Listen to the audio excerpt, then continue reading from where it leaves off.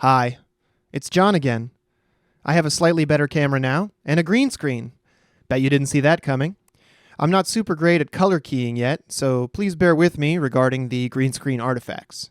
I will also turn the music down while I'm talking, per the many YouTube comments on the last video. You're welcome. I threw that last video together in about 2 days, just trying to get something up on the channel, and I was frankly shocked that it got more than a couple dozen views. So I hope the upgrades in production quality make a difference. If you want to see my channel get even fancier, please like and subscribe and support me through whatever avenue feels right to you.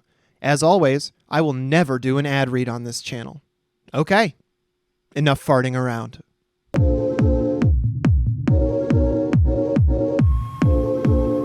This is an evil place.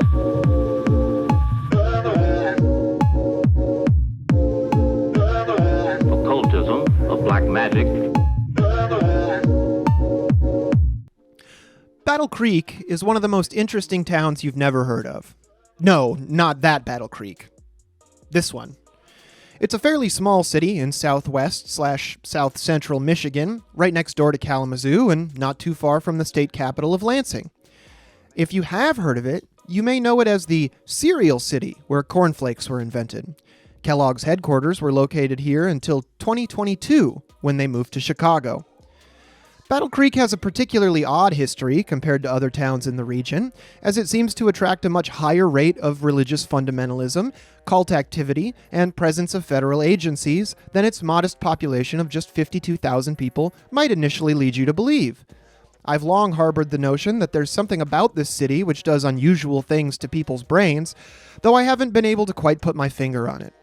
In this video, I'm going to lay out the most interesting intersections of religious fervor, cult activity, scams, and federal government presence that I've been able to scrounge up about the town and its history. West Michigan is no stranger to cults and cult-like movements. This is the home of Amway, after all, possibly the largest secular cult in the nation, headquartered in Grand Rapids.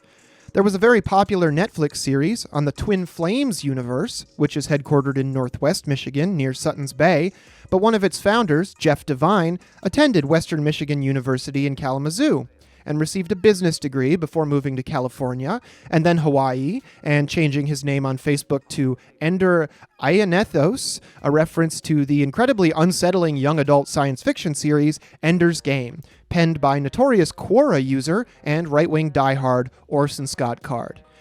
In 2019, Grace Church in Mount Pleasant, Michigan, was revealed to behave in a similar manner to a cult, with one concerned set of parents blowing the whistle in several local news articles, saying they simply wanted their daughter back.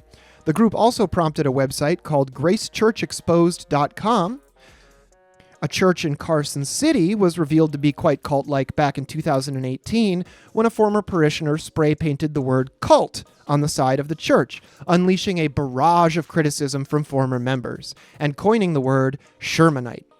In 2014, Presbyterian churches based out of Chicago came under fire for alleged sexual abuses at their children's summer camps in Saugatuck, Michigan, which is actually where I grew up.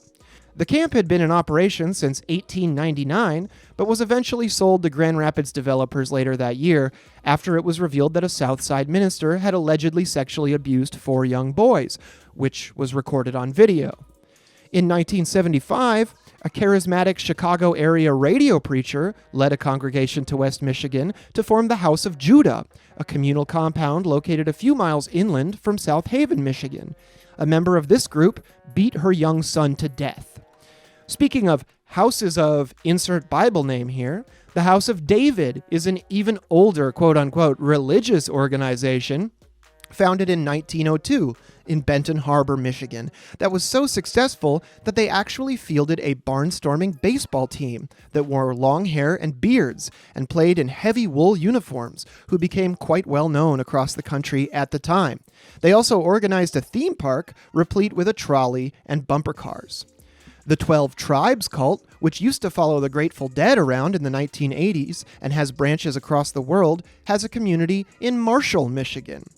According to several posts circulating on Reddit and Facebook, there also appears to be a small cult-like group that either operates or used to operate in or near Mason, Michigan, led by a mysterious woman who is referred to in those posts by Eileen.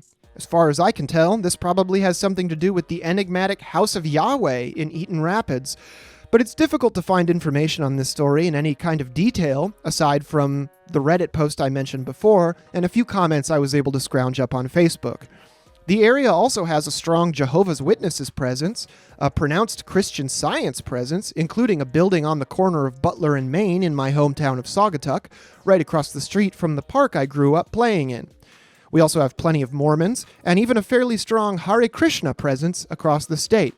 New York-based Shen Yun also frequently performs at the DeVos Performance Hall, named after the Amway family. None of this is what I'm here to talk about today, but if you'd like to see more videos on regional Midwestern cult history, please click the like and subscribe buttons, and I'll do some more research and grind out a few more scripts. But for today, let's talk about the aforementioned little city called Battle Creek. Battle Creek was originally settled in 1831. Just a few decades after the establishment of the Michigan Territory. It was settled by a pioneer named Sands McCamley, a veteran of the War of 1812, when he built a canal that connected the waterway that was, at the time, the only thing called Battle Creek, to the Kalamazoo River. Battle Creek, the creek, not the city, that would eventually lend its name to our titular city, was reportedly so called because of an 1824 skirmish between federal land surveyors and the local Potawatomi indigenous people. According to the apocryphal but prevailing legend, the Potawatomi were hungry, due to the U.S. Army failing to deliver supplies that they had promised the tribe under the 1821 Treaty of Chicago. When the tribe approached the surveyors asking for food, they were refused.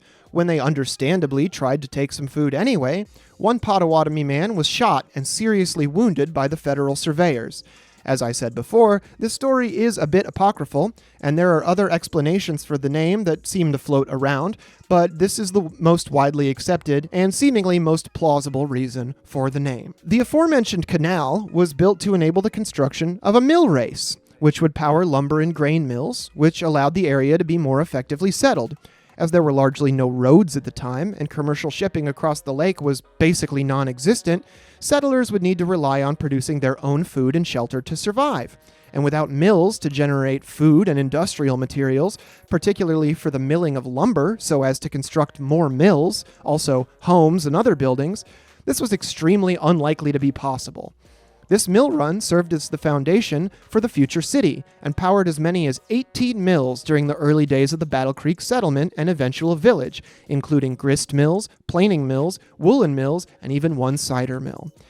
This miller's settlement would eventually grow to be known not for milling, but for millenarianism, and also for cereal. If you want to know more about the general history of Battle Creek, you can visit the Battle Creek History Museum, which is really fabulous for a museum in such a small city. Or you can watch any number of videos from the excellent YouTube channel hosted by Michael Delaware, who only has a few thousand subscribers and deserves far more. What you're going to hear about today is nothing short of a miracle. Nothing short of a miracle. For the purposes of our video, Battle Creek is interesting not because of its industrial history, but because of its spiritual history. Seventh Day Adventism was founded here in 1863 by a group of Adventists, including Ellen G. White, who is widely considered to be the most influential figure among early Seventh-day church leaders. At the time, Adventism was not a distinct form of Christianity, but was simply something that you would tack on to your existing Protestant denomination and indicated a belief in the imminent second coming of Jesus Christ. It originated in the 1830s during the Second Great Awakening, when Baptist preacher William Miller made a series of rather specific predictions about the precise time that Jesus would return to Earth. After his predictions fizzled out, an event commonly referred to as the Great Disappointment, the Millerite movement split up, and former adherents of Miller, such as Ellen G. White, who attended Miller's services as a young woman, laid the groundwork for several religious movements across the country, which were referred to collectively as the Adventists. This is not so dissimilar from the origins of the Latter-day Saints, or the Mormons, around the same time in western New York. A note on the term I mentioned earlier, Great Awakening. The phrase Great Awakening refers to several periods of American history, not necessarily totally distinct from one another, in which widespread evangelical Protestantism became a dominant social force and major power across the nation. These versions of Protestant faith tended to be more heavily focused on the individual's relationship with God, and often had many competing factions both with one another and within any given faith or church.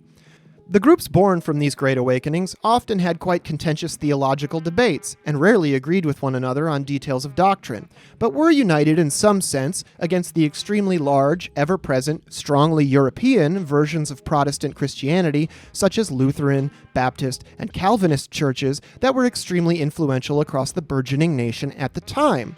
In many respects, these awakenings and the faiths that flowed from them were an attempt to build an authentically American religious identity that was not tied to the British, French, German, Dutch, or otherwise European churches which held dominance in the religious imaginations of the nation of the time. If this type of nationalistic, evangelical, vaguely incoherent religious environment feels familiar, that's because you're living through one of these Great Awakenings right now. You might know the Seventh Day Adventist Church today as the Protestants who go to church on Saturday instead of Sunday, or from their line of Loma Linda vegetarian food products that are reasonably popular in the United States and can be found at such retail outlets as Walmart and Aldi. I've actually used their vegetarian taco filling several times, although I am not a vegetarian, and it's actually quite good, although it pales in comparison to Trader Joe's soy chorizo, in my personal opinion. You may also know the Loma Linda Medical Center, which is reportedly a world-class medical university, and is famous for being the site of the widely controversial first baboon heart transplant, which inserted a baboon heart into the chest of the famous Baby Faye, who unfortunately passed away despite the operation, but did live for several weeks longer than any previous recipient of a non-human heart. This is even referenced in the excellent Paul Simon song, The Boy in the Bubble. Admittedly, in the current day, Adventists who keep to the church-recommended diet of vegetarianism and abstinence from intoxication, as well as a regimen of regular exercise, do exhibit significantly longer lifespans than their non-vegetarian or non-Adventist counterparts. I don't think you need a particular faith to recognize that these habits and lifestyle choices will contribute to your longevity, but the Adventists certainly seem to exhibit the fruits of this health and nutritional system extremely often. The ties between the Seventh Day Adventist Church and medicine, nutrition, and diet are quite important, and will come up several times over the course of this video. You may also be familiar with the famous incident from 1993, referred to as the Waco Siege, where a splinter group of the Shepherd's Rod, which itself is a splinter group of the Adventists, formed an organization called the Branch Davidians, eventually led by David Koresh, who was originally named Vernon Howell. They stockpiled guns and group members at a ranch called Mount Carmel Center in unincorporated McLennan County, Texas. Koresh famously split up married couples and relegated the men of the group to celibacy, while he was supposedly divinely ordained to procreate with all the women in his following. There were also credible accusations of physical abuse of children in the compound, and allegations that Koresh had taken several underage brides, which were published in the Waco Tribune-Herald under the header, The Sinful Messiah. The ATF accrued arrest and search warrants for the group, but their plans for a raid were disrupted when a local reporter who had learned of the impending federal activity asked a local U.S. Postal Service mail carrier for directions to the compound. This mail carrier just so happened to be David Koresh's brother-in-law. As a result, the group was fully armed and prepared by the time federal forces arrived. When the ATF did begin their raid, a massive battle erupted, resulting in the deaths of 4 ATF agents and 6 Branch Davidians. This was followed by a siege of the property by the FBI, which lasted for 51 days until the FBI launched a tear gas attack on the compound to flush out the members. During the tear gas attack, the Mount Carmel Center became engulfed in flames. The results of the fire and the botched siege were that 76 Branch Davidians ultimately lost their lives, including more than 20 children and David Koresh himself. I'm not going to go into any further detail in this video, as the Waco siege has received plenty of excellent coverage that you can find elsewhere. But I thought it was worth mentioning as highly relevant to the overall story about the eccentricities, oddities, and potential dangers of Seventh-day theological practices. The Seventh Day Adventist Church itself, not unlike the eventual Branch Davidians, was a crystallized offshoot of this larger Adventist movement that had become quite popular around the nation.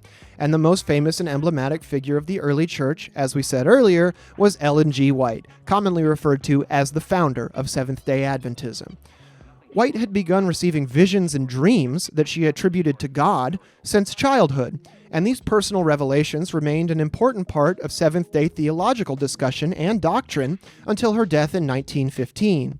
It's now widely accepted outside the church that White was essentially a plagiarist. Several figures, both inside and outside of the church, have attempted to characterize her borrowing of narrative threads from both fiction and nonfiction sources as nothing other than the authentic attempt of one woman to accurately reveal the truth of God, citing the literary borrowing also employed by the authors of the Bible. However, I find this to be rather unconvincing. Not least of all because the literary and theological traditions of the ancients and even Middle Ages scholars were significantly distinct from those present in 19th century America. Additionally, couching these works as divine inspiration revealed in dreams and visions carries a significantly different claim of authorship than that claimed by biblical authors, translators, and revisers, who were openly attempting to discern the authenticity of already known religious theories and doctrine, while White was attempting to pass off her revelations as direct divine inspiration handed down directly from God. Again, this is fairly similar to the origins of the Mormon Church, with Joseph Smith and his golden plates that nobody was allowed to look at but him. Ellen G. White was also supposedly a performer of miracles, characterized by the state and conditions of herself and those present during her visions, which she often used to cast decisive influence over the theological debates present in the nascent religious organization. During these spells, observers noted that her voice would seem to come from locations not within her body, that she would lose all physical strength only to be suddenly invigorated with superhuman or supernatural vigor and energy. Her eyes would be open and unblinking, and on one occasion, they claimed that she did not breathe at all during a vision that lasted somewhere between 15 minutes and 3 hours, despite her pulse maintaining a normal tempo. She was known to be totally unaware of her surroundings during these visions, and when she would return to the material world, the surrounding area would be plunged into darkness if the sun had been out, or would produce an unnatural light if it was nighttime. I don't think you need Penn and Teller to explain how these effects could be achieved, but they seemed to be so convincing to early Adventists that her reputation as someone with a direct connection to the Lord was cemented. She herself made no claim to be performing miracles, but one does not need to make such claims themselves after giving such supposedly impressive performances to the rabidly faithful around them. The Seventh-day Adventist Church, often described as one of the 4 major cults, a designation that seems to originate from a 1963 book by Dutch-American Calvinist minister and author Anthony A. Hoekema, shares the dubious but seemingly theologically accurate description with Jehovah's Witnesses, Mormons, and Christian Scientists. And they stayed headquartered in Battle Creek until 1902. At that time, they were temporarily relocated to Washington, D.C., before eventually moving to their more permanent location in Tacoma Park, Maryland, in 1904, where they are still headquartered today. Despite the last century of the church administering their endeavors from the East Coast, the origin of Seventh-day Adventism in Battle Creek is an important historical fact both within and outside the church, and Seventh-day Adventism still enjoys a very strong following in southwestern and central Michigan. In fact, I personally have several family members who were ardent members of either the mainstream Seventh-day Church or a small splinter group. I was never really able to tell the difference. I used to play Age of Empires 2 on one of the computers in a small Seventh-day Church school's computer library while my aunt cleaned their facilities on Sundays, the day after services were held, often scrubbing sneaker marks out of the basketball court with a tennis ball on the end of a stick, and I have fond memories of ordering my soldiers and merchants around while doing my best to ignore all the weird theological shit that was ever present in that environment. My particular section of the family was always sort of spiritually between non-denominational Christian and agnostic, as my dad never really had much of a taste for church, but that's not for lack of trying on the part of the Seventh-day family members who frequently attempted to convince us to attend Saturday service, which was never ever going to happen, as my family loved to watch television on Saturdays.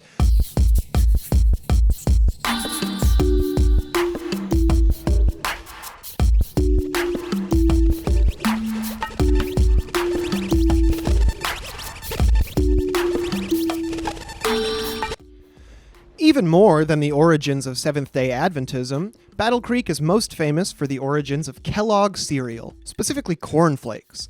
This topic is covered extensively in several YouTube videos by much more well-educated folks than myself, and even became the subject of an excellent comedic film, The Road to Wellville, from which I've drawn several of the video clips that will be used during this segment. The story of the Kellogg family is so wacky and unusual that when the movie was first released, it was widely considered to be a send-up, or parody, of the origins of cereal in the United States. However, much like the South Park Scientology episode, it turns out that the writers found more comedic value in the historical truth than in embellishing it, and nearly all of the events and devices described therein did actually exist or come to pass in one form or another. The Seventh-day Adventists opened a health facility in Battle Creek in 1866, just 3 years after the formation of the church, which was called the Western Health Reform Center. It was wildly successful, primarily because at the time, most hospitals in the country had an extremely high mortality rate. They were basically where you went to die. The Western Health Reform Center, however, actually kept a large number of their patients alive, and thereby attracted patients from far and wide seeking actual medical treatment and to be cured of various maladies. A young Dr. John Harvey Kellogg, who attained his medical degree through the sponsorship of Ellen G. White and the church, eventually became director of this facility and changed its name to the Battle Creek Sanitarium. Without going into excruciating detail, which you can find from many other sources, the sanitarium, and particularly Dr. Kellogg, emphasized regular exercise, fresh air, and a restricted diet of whole grains, fruit, and vegetables as the cures for chronic illness. While this did not universally cure all ailments, Dr. Kellogg's program was admittedly much more successful than the prevailing treatments available at the time, which often included taking up smoking as a remedy for chronic health issues like indigestion and stomach pain. It's worth noting that the sanitarium was not intended for those with acutely deadly diseases like tuberculosis or polio, but functioned much more like a modern-day wellness clinic for folks who had persistent, but not necessarily life-threatening issues that plagued them over time. It also came with a reasonably hefty price tag for the time, and so was mainly attended by those who were moderately wealthy or significantly moneyed. The facility was so well known in its time that it attracted such notable guests as William Howard Taft, King Edward VIII, Thomas Edison, and Amelia Earhart. Kellogg himself was what you would call an eccentric. He would wear an all-white suit, kept a white parrot as a pet, and was known to ride his bicycle around Battle Creek, exuberantly greeting townsfolk and offering health tips to those that he deemed in need. He also was so ardently against sexual behavior that it's understood that he never actually consummated his marriage, and in fact wrote his book Plain Facts for the Old and Young, which warned against the evils of sex, on his honeymoon. Super normal. He and his wife actually kept separate bedrooms for their entire marriage. He considered bland foods to be a preventative measure against what he called onanism, which is essentially a term for masturbation, very similar to the inventor of the graham cracker, Sylvester Graham, who had died in 1851 but was widely influential during his time. Graham wasn't the only health foods inventor that Kellogg ripped off, however. He also copied notes off of the inventor of granola, then called granula, Dr. James Caleb Jackson, who ran his own sanitarium in Dansville, New York.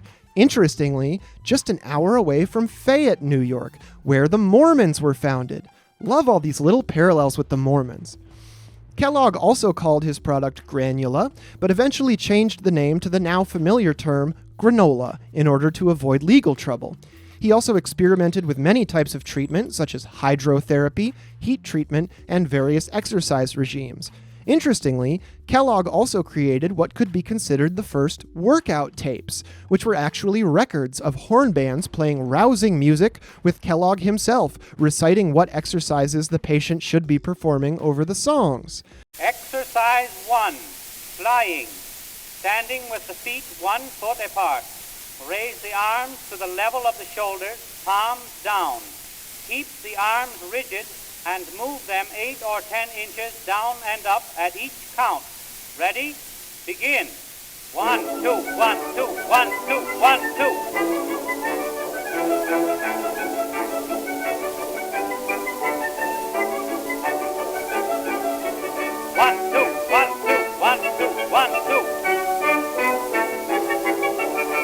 I suppose we have the good doctor to thank for Ty Bo, Jenny Craig, Crunch Fitness, and Peloton instructors. Another dubious honor. Kellogg's idiosyncratic approach to health, which he called biologic living, while revolutionary for its time, did contain a lot of suspicious religious influence and often was quite mistaken about the reasons that his programs were effective, as well as the actual origins of the maladies in question.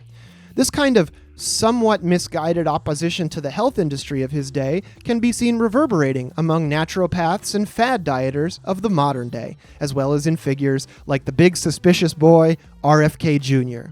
And despite the effectiveness of many of his cures and treatments, does bear some resemblance to, and laid the groundwork for, inspiring as many quacks and scam artists as it did genuine medical research and practice.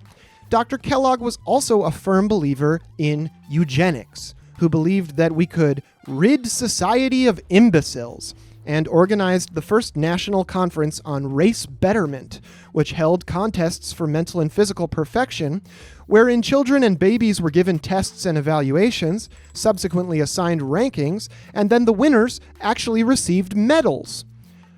You're probably more familiar with the Kellogg name from the signature of W.K. Kellogg, scrawled across cereal boxes. Will Keith Kellogg, Dr. John Harvey's brother, together with the good doctor, invented cereal flakes by accident during his time working for his brother at the sanitarium. Will Kellogg's signature is now considered to be the second most famous signature in the world, right after that of Walt Disney. Dr. Kellogg had been experimenting with producing foodstuffs for the sanitarium from various grains by rolling them out into thin sheets. And the doctor had left a batch of his wheat berry dough out overnight when he was called out to attend a patient. When he arrived the next morning, the dough looked a little bit off to him, but, undeterred, he rolled the dough out anyway, and was pleased to find that it flaked into delicate bits that could then be baked. He then tasked his brother Will with determining why this had happened and reproducing the effects on a reliable basis. And thus, flaked cereals were born, eventually resulting in the ever-popular cornflakes.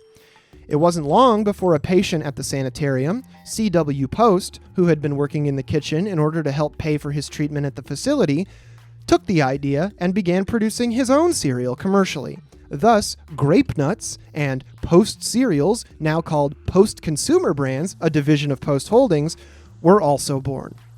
The popularity of these cereals exploded nearly overnight, and it wasn't long before there were more than 80 cereal companies operating out of Battle Creek.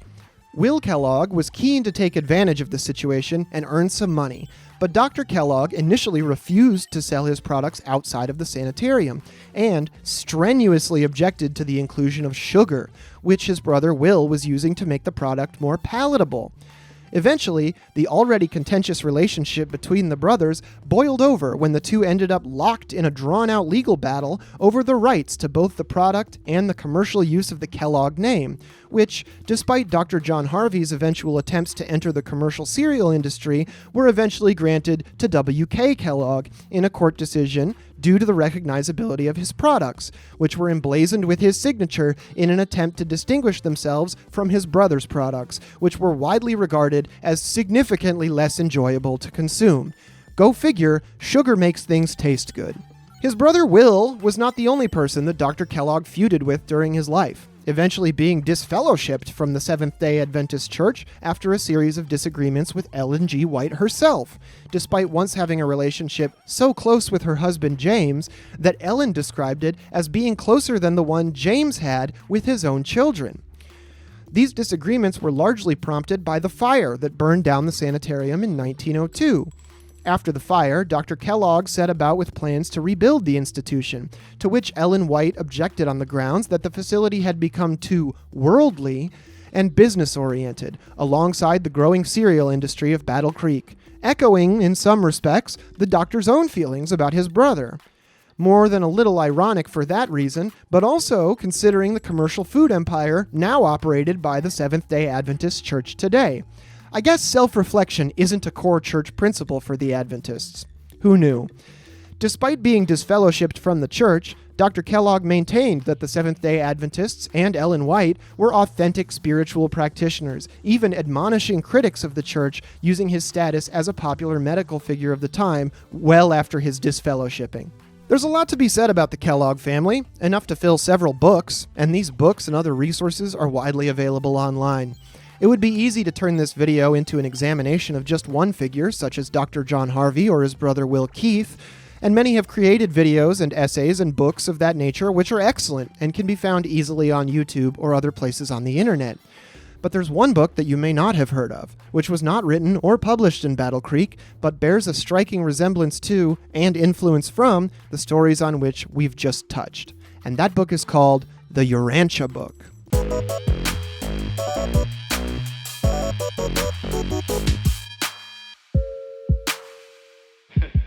You know that thing must be 100 years old.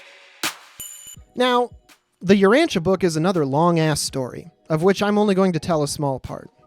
The book itself has been popular with such supposed cultural luminaries as notable psyop and federal drug mule Jerry Garcia of the Grateful Dead, who reportedly kept a copy in a drawer otherwise filled with black t-shirts, as well as with weed-themed country boy Willie Nelson, who can be seen here holding a copy of the book, and, according to a website published by one Urantia advocate, Elvis Presley and Bob Dylan, among others, also had a strong interest in the book.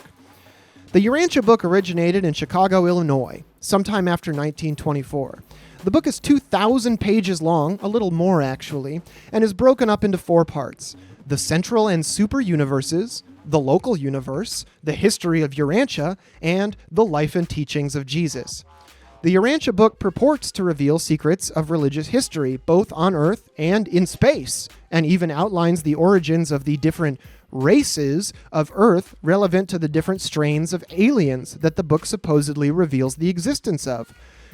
The Urantia Book is composed of nearly 200 individual papers, which I will now scroll across the screen just to give you an example of the type of contents it contains.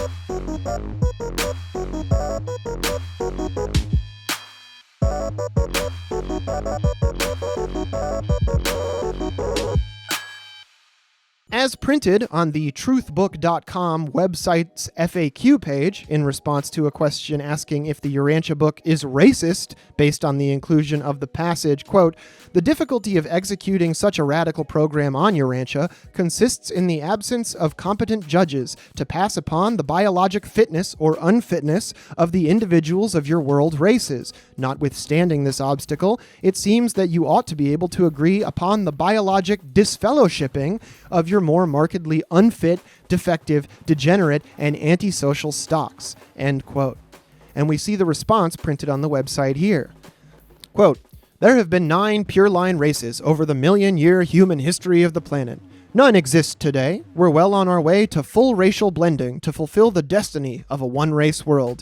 Of the original 6 colored races, can you point to one which the Urantia Book holds above the others? The answer is no. In fact, the Urantia Book describes the attributes and shortcomings of each race as well as defining their superior and inferior traits. The only race to be given comparatively high marks is the red race, which has nearly been obliterated. You've written," quote within a quote, "talking about unfit, defective, degenerate, and antisocial stocks seems to totally negate the loving fatherhood of God," end quote within a quote. Is this implying that you don't recognize such detrimental strains flourishing in the gene pool?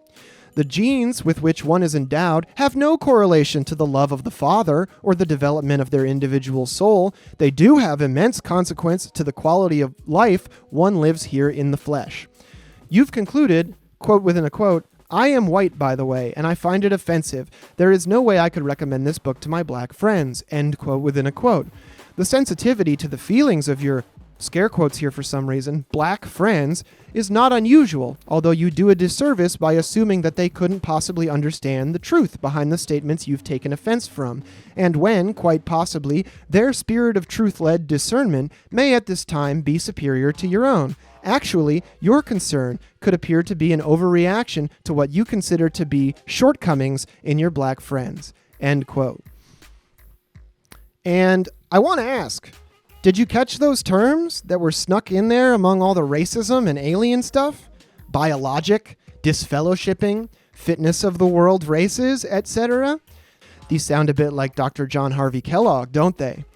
Well, that should be entirely unsurprising, as the book was initially compiled by Dr. William S. Sadler, who purportedly received the contents of the Urantia Book from an unnamed patient that he referred to as the sleeping subject, often thought to be either Dr. Sadler's brother-in-law, Wilfred Kellogg, or Dr. Sadler himself.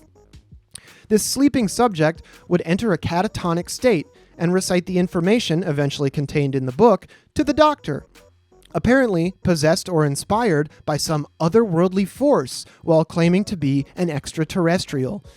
If this sounds a bit like the case of Ellen G. White's Dreams and Visions from the Lord, it probably should. Dr. William Sadler's wife, Dr. Lena Celestia Kellogg Sadler, was a niece of Will and John Harvey Kellogg, who was born in Calhoun County near Battle Creek and was raised in the Seventh Day Adventist Church. The couple met while working at the Battle Creek Sanitarium, and Dr. Kellogg became Dr. Sadler's mentor during his time there. Dr. Sadler even left the Seventh Day Adventist Church, to which he converted way back in 1888, when they disfellowshipped Dr. John Harvey. Sadler graduated from Battle Creek College in 1894 and went on to work for W.K. Kellogg as a health food salesman, persuading Will to market his goods through in-store demonstrations, eventually overseeing the establishment of Lifeboat Mission, an evangelical mission founded by Kellogg on State Street in Chicago. He married Lena Kellogg in 1897. Sadler and his wife eventually moved to Chicago to practice medicine together, which was a highly unusual arrangement at the time, but commendable in many respects, and it was there that the Urantia Book was born. It's worth noting that the Urantia Book is not the only book whose genesis we owe to Dr. Sadler. He also published a good number of other books, which unfortunately seem to follow pretty closely along with the worst tendencies of his mentor, Dr. John Harvey. I'll put a couple of those on screen right now.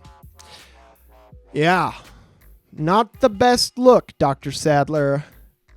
Anyway, moving on. The Urantia Book, which was eventually published in 1955, inspired several oddballs and even possibly dangerous figures throughout U.S. history, including Gabriel of Urantia, who eventually renamed himself to Van of Urantia, a group leader whose followers formed a university in Arizona, which purports to offer services and seminars from the group leader himself, which are meant to educate followers on spiritual wellness and the future of religion. All of this on a sprawling campus, replete with little domed domiciles and several grandiose study halls and communal buildings, which are difficult not to compare with Scientology campuses or the short-lived Rajneeshpuram in Central Oregon, about which there is an excellent documentary on Netflix called Wild Wild Country. Van, or Gabriel, or whatever, also seems to be a moderately unsuccessful musical artist. And this song I wrote in the spirit and sacredness of Christmas. This original song is called The Godchild Came. I hope it becomes your favorite forever.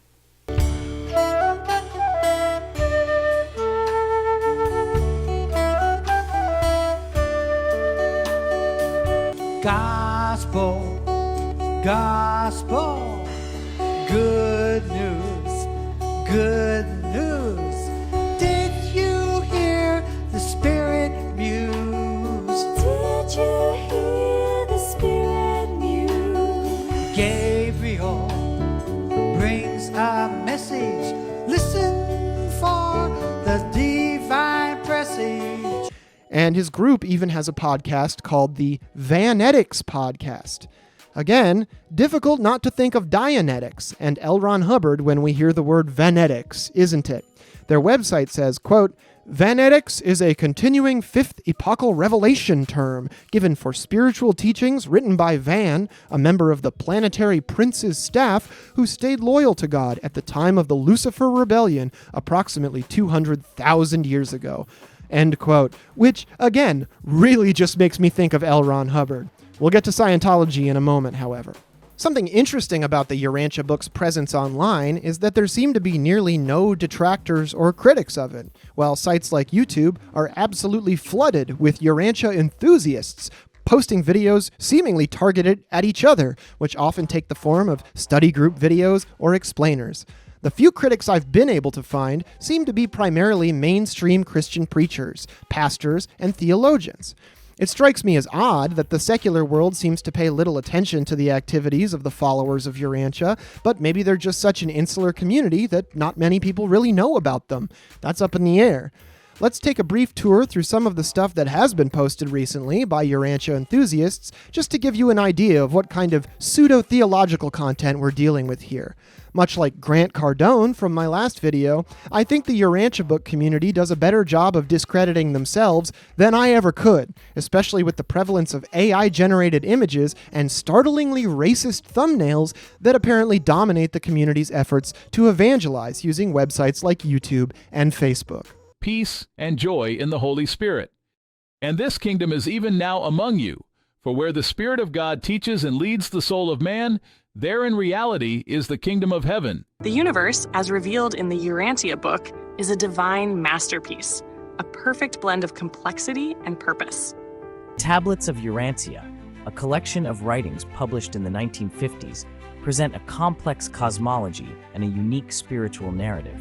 Each of the 24, and calling them by name, Jesus said, And now, which one of you would prefer to take this easy path of conformity to an established and fossilized religion? The green race was greatly weakened by extensive migrations in different directions. Before their dispersion, these tribes experienced a great revival of culture under the leadership of Fantad some 350,000 years ago. The indigo race was the last to migrate from their highland homes. So going all the way back to where we were pointing out where all these races originated. The blue men were a great people. They early invented the spear and subsequently worked out the rudiments of many of the arts of modern civilization. The yellow tribes were the first to establish settled communities and develop a home life based on agriculture. Socially and collectively, they proved themselves superior to all of the Sangik peoples in the matter of fostering racial civilization. The orange race was the first to follow the coastline southward toward Africa. The red man. These peoples were remarkable specimens of the human race, in many ways superior to Andan and Fanta. The Melchizedek Order of Universe Sonship has been exceedingly active on Urantia. A corps of 12 served in conjunction with the life carriers. We use the term, let us tell you stories about Jesus before Christianity. And then perhaps you'll be interested in learning what Jesus was. The Universal Father is depicted as an infinite and eternal being, encompassing qualities such as love, mercy, and justice. When the herder had recovered from his astonishment, and after he had plied the stranger with many questions, he asked Melchizedek to sup with him. And this was the first time in his long universe career that Macaventa had partaken of material food. The Urantia Book mentions several divine ministers who serve as agents of God's will throughout the universe.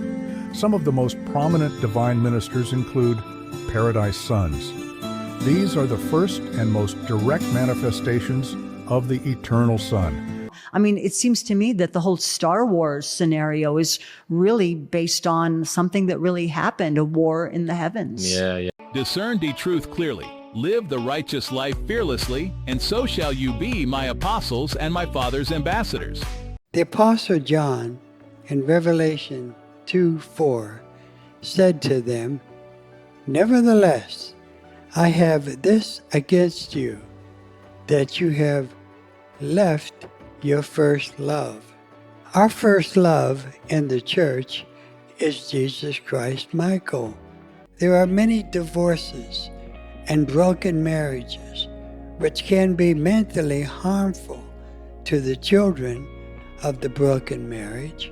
The children of these third-dimensional marriages have to, on their own, come into the will of God, which is always, at this time on Urantia, to come into the fourth dimension. There's first the adjunct mind spirits that work, starting with the first one, which is intuition, and moving up to the last one, which is wisdom. Then the Holy Spirit comes in. Then the thought adjuster and the spirit of truth.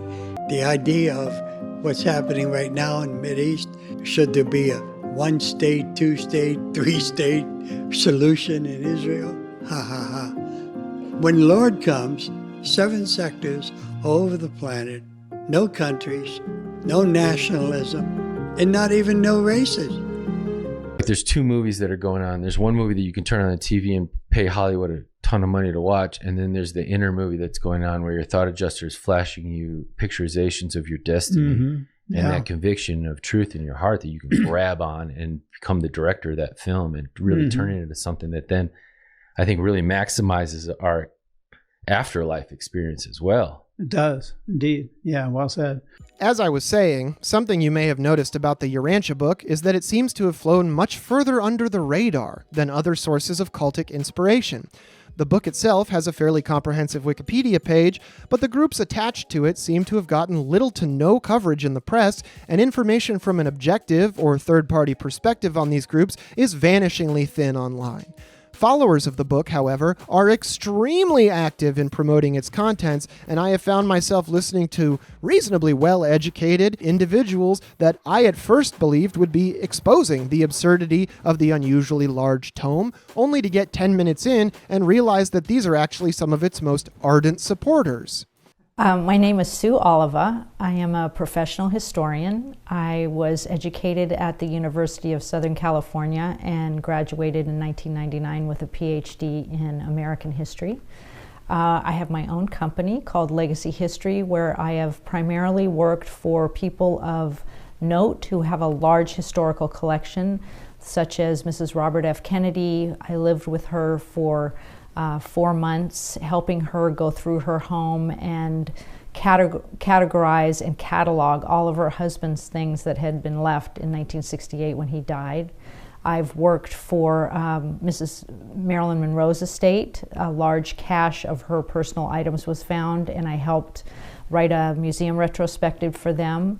A few moments later.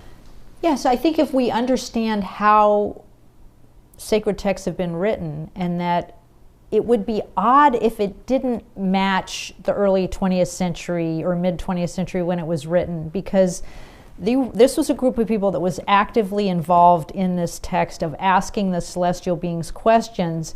If things came back that were of 1980 or 2000 or 2050, that would not have resonated with those people at the time. I think it would be far weirder, frankly, if the book didn't reflect the time it was written. It makes sense that it reflects the time it was written. That's what it should have done, and that's what it does. I think it's up to a mature religionist, so to speak, to be able to decipher that. I think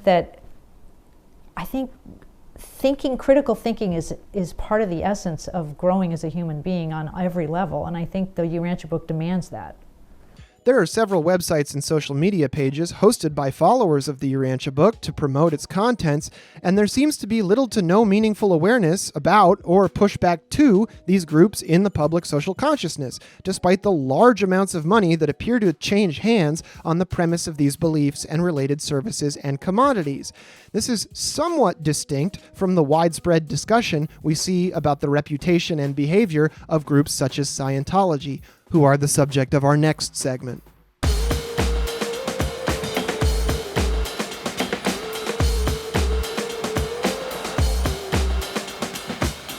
Scientology, for some reason, seems to have a particularly active interest in the city of Battle Creek. In my last video, I covered the influence of Scientology and various big-spending Scientologists on the current Trump administration, in which I teased some details about local Narconon facilities in the Battle Creek area, or West Michigan in general, and showcased the mansion of Per Wickstrom, who was operating these facilities.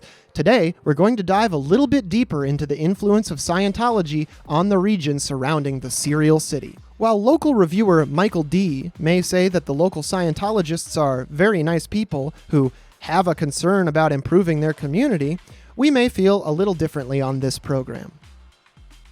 Wait a minute, is that the same Michael D. whose YouTube channel I recommended earlier? Michael Delaware?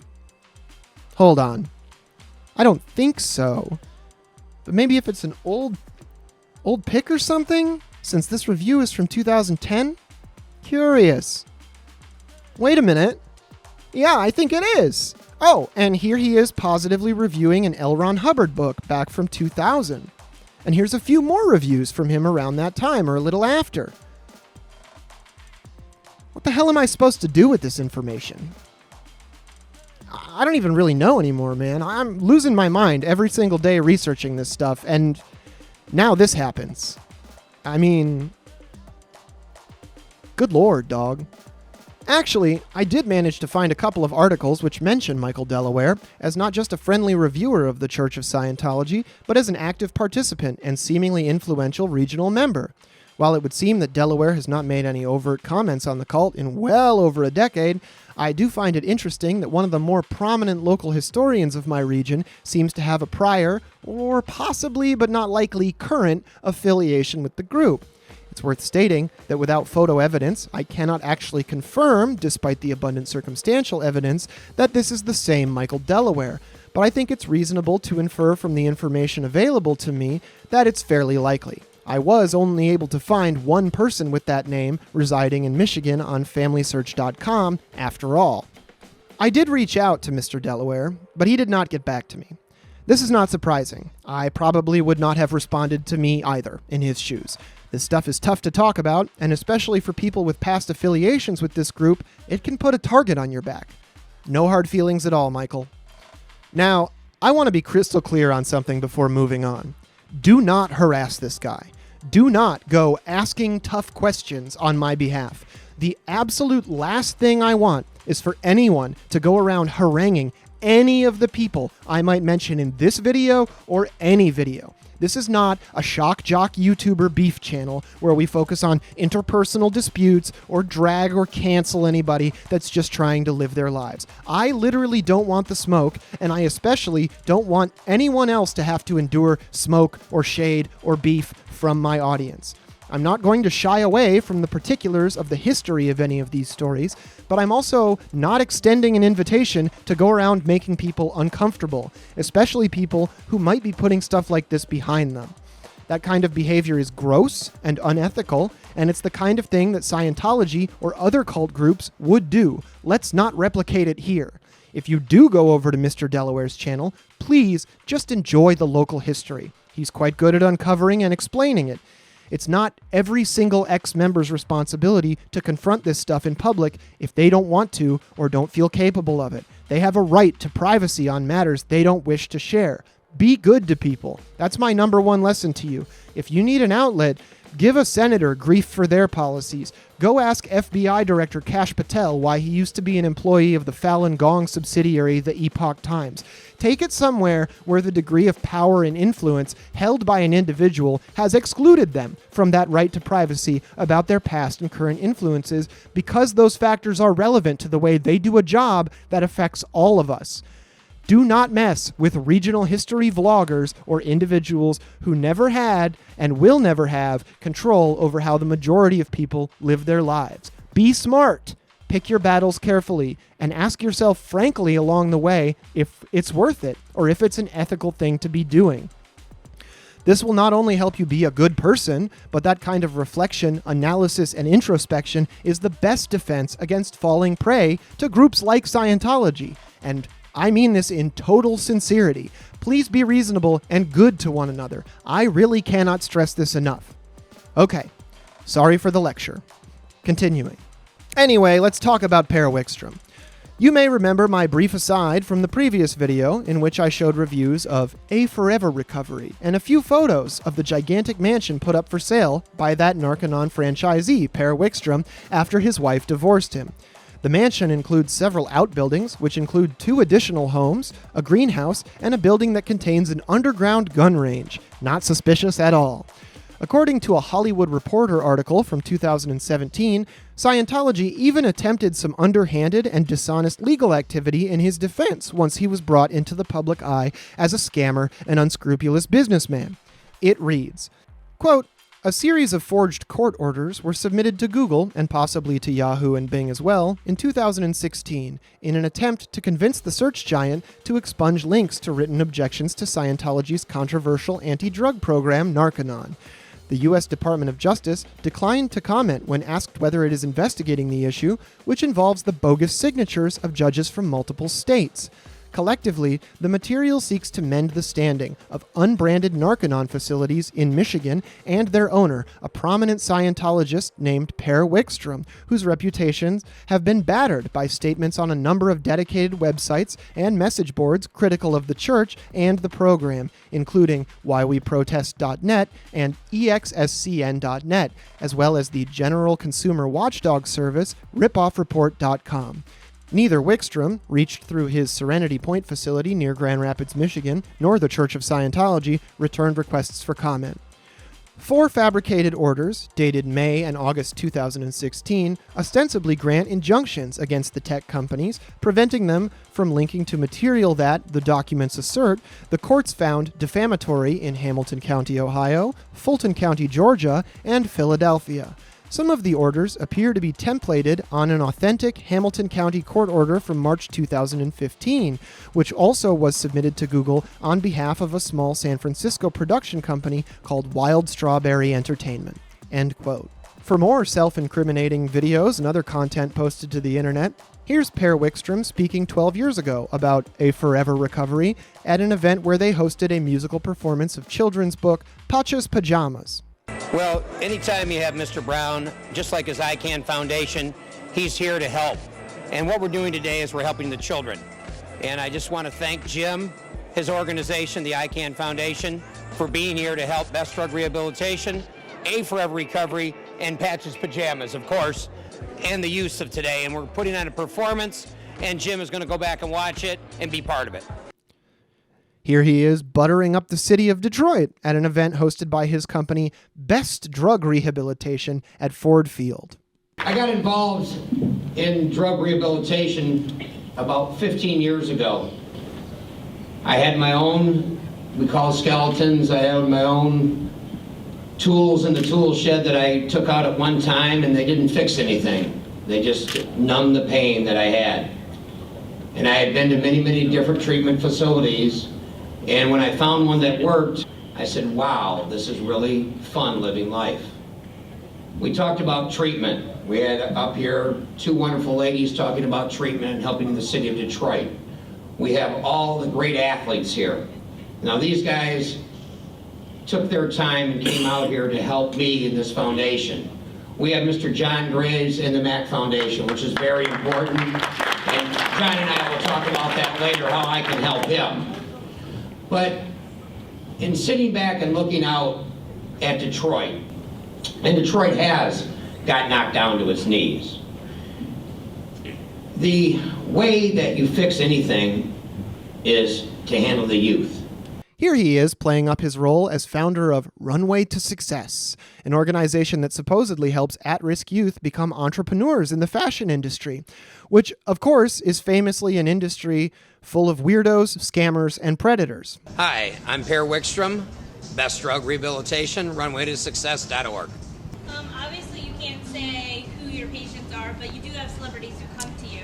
Well, you know what? We get them from all walks of life. Okay. We have prominent sports figures, as well as sons and daughters of very prominent individuals in this country. We offer a different type of treatment. It's based on a result, not a time limit. So a lot of times a guy can be there, 2, 3, 4 months, whereas you go to a normal program, you're there 28 days. And ours is like one price fits all. We don't charge extra money to stay extra time. Here he is talking about how boxing can be a great outlet for children and young adults. Personally, I wouldn't leave a child within a mile of this guy. There it is right there. With Tyrone Booz and Sugar Ray Tony Rosario, we are creating a youth boxing academy here in Battle Creek, Michigan. As a young man, I was a professional boxer. I was very good, but there were better. Like the old story goes, there's always somebody better around the corner. My experience with boxing taught me how sports can help children and young adults. They learn the value of hard work. They learn the value of being a disciplined individual, and they learn to respect one another. As children, we dream about changing the world and doing amazing creative things. But somewhere along the way, a thing called reality kicks in and tells us we shouldn't dream big. Here's an article from SteveHarryPublicPolicy.com that details some of the most incriminating things about the way Per Wickstrom ran his Michigan Narconon empire, saying, quote, Wickstrom's drug rehab operation is a scam. Clients are duped into large, non-refundable initial payments. They are asked to grant power of attorney and to change their address so that insurance payments go directly to the company. Given the opportunity, the company collects payment from both the client and the insurance for the same services. Instead of real treatment, clients are subjected to Scientology classes and drills. There is little or no medical supervision. Counselors are former addicts less than 2 years sober.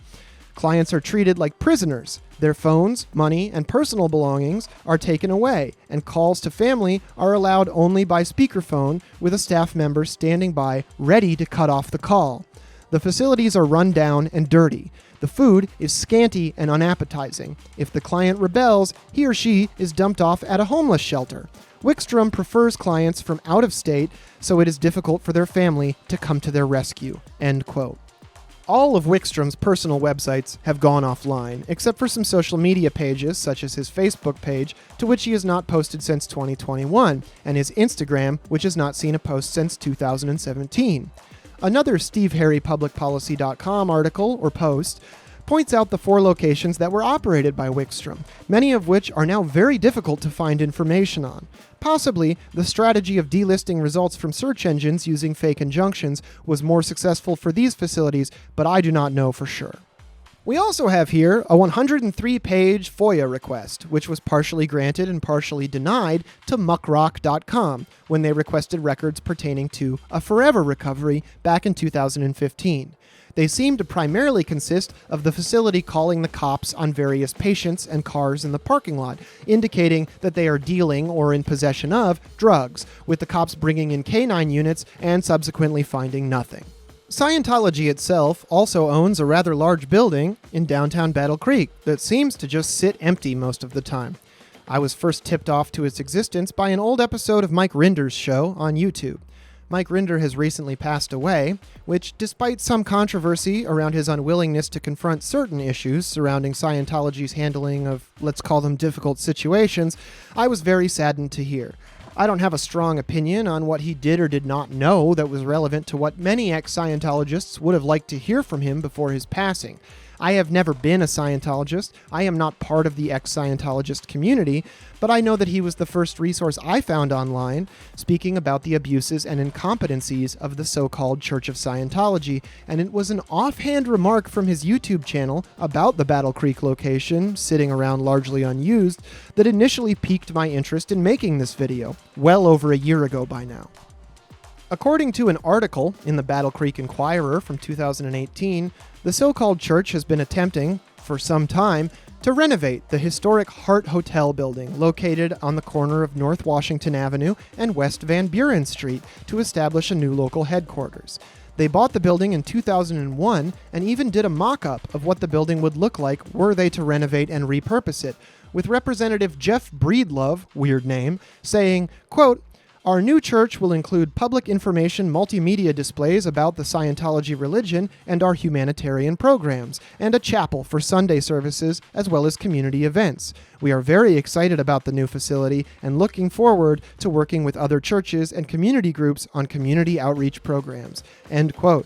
However, as of this year, 2025, their website still points prospective Scientologists to a rather small, unimpressive building located instead at 151 North Avenue, which is about a half-mile away from the former Hart Hotel. According to a Substack post from just this year by notable ex-Scientologist and outspoken Scientology critic Tony Ortega, worth a follow on YouTube and Twitter, by the way, it would seem that Scientology is still keen on turning the old hotel into an ideal org. An ideal org in Scientology is essentially the cult's equivalent of a Walmart supercenter. It functions like an upgraded version of a normal Church of Scientology location and offers the full spectrum of Scientology services, whereas some smaller Scientology orgs can be somewhat limited in what they have to offer the public, at least relevant to their full range of services and practices. In his post, Tony Ortega pulled several locations for future ideal orgs from the Scientology website, and what I find interesting about the proposed ideal org locations is that nearly all of them, both domestic to the US and outside the country, are in cities with such recognizable names that no state or county or principality or province needs to be indicated next to the names of those cities. Battle Creek, however, being so small, has a little parentheses Michigan next to it. Why is Scientology so interested in this small city when the much larger and more populated state capital of Lansing is not very far away, and the much larger urban center of Grand Rapids is really not far off either?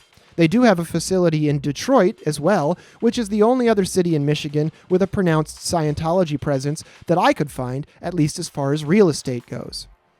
But speaking of having an unusual presence in Battle Creek, let's talk about the federal government.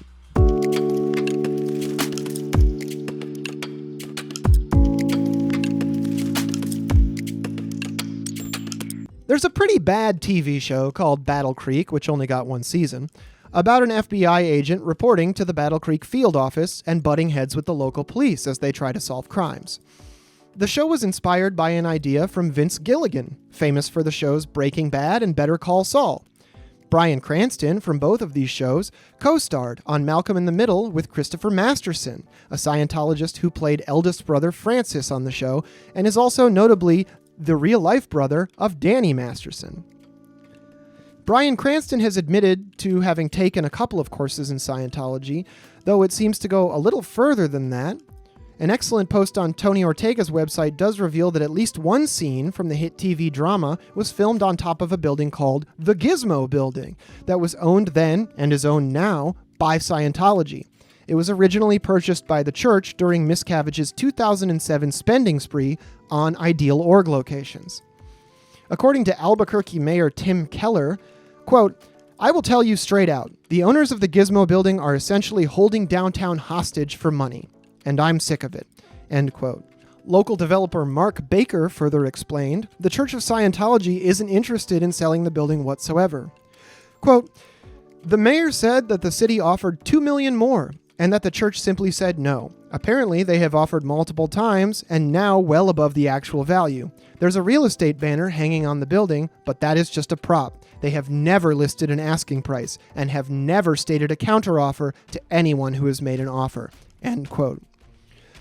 Breaking Bad co-star Aaron Paul also revealed some interesting details about his relationship to Scientology in a 2016 interview with The Spin-Off, a publication based out of New Zealand.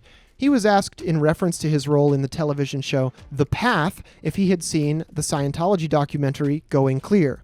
He responded, quote, "Yes, fascinating. I have some friends that are in that particular movement, and they don't want to be, but they decide to just go along with the motions because they don't want to lose their family. I have a couple of friends that were born into Scientology, and they do their weekly processing, and their family has no idea that they do not buy it at all. But they know that if they say anything, they'll never be able to talk to their family again." End quote. Battle Creek, the television program, also features former White House Office of Public Liaison Associate Director Kal Penn as Detective Fontanelle.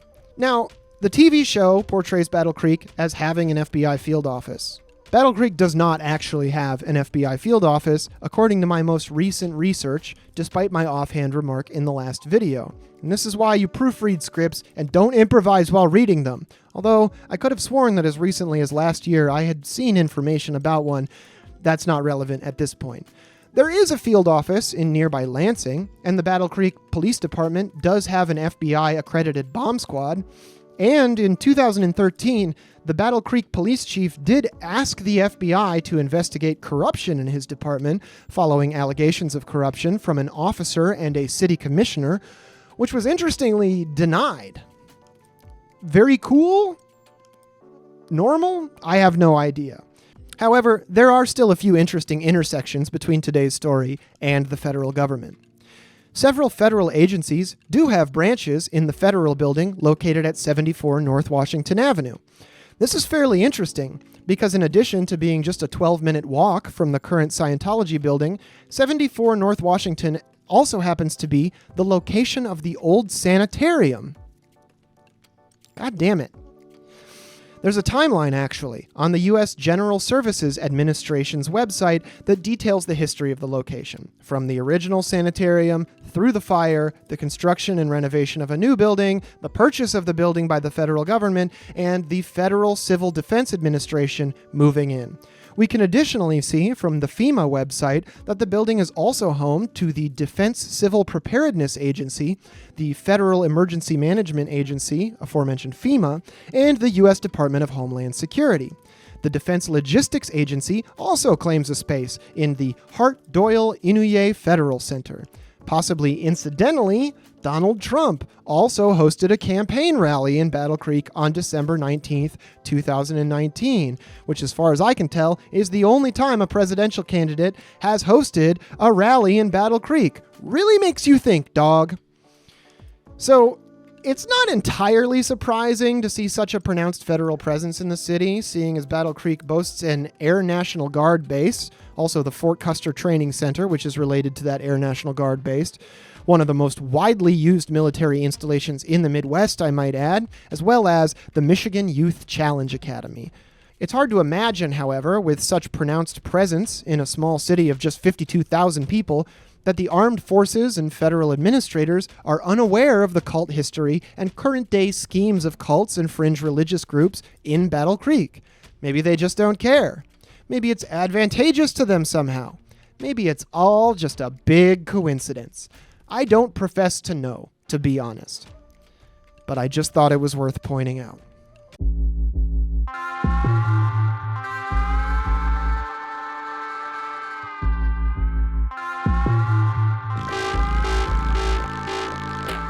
In conclusion, Battle Creek is a really, really weird place, and there's some extremely odd stuff going on that seems to defy explanation, which happens over and over again across the decades going back to the city's origins. I have no idea if it's just a natural outcropping of the history of religious fervor, the tactical advantage of operating weird little programs out of such a small city, or if there's a deliberate operation by groups like the Seventh Day Adventists, Scientology, the federal government, or any other organization operating in the city to generate this odd behavior and enable money-making schemes without drawing too much attention. All I know is that despite its relatively small population and geographical size, Battle Creek punches well above its weight class in exhibiting bizarre behavior and shady dealings. The serial city indeed. I could think of a couple of other names for it if pressed. So that's been the video. Thank you for watching. Thank you for staying to the end. Please check out my podcasts, my Twitter account, and my Twitch stream if you want to see and hear more of me on your devices. Links are in the description if you'd like to support the channel. Thank you again. You're wonderful. I love you. Goodbye.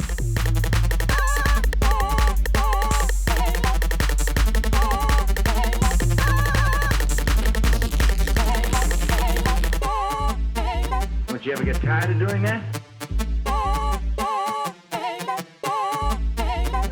No, this is my way of working up an appetite.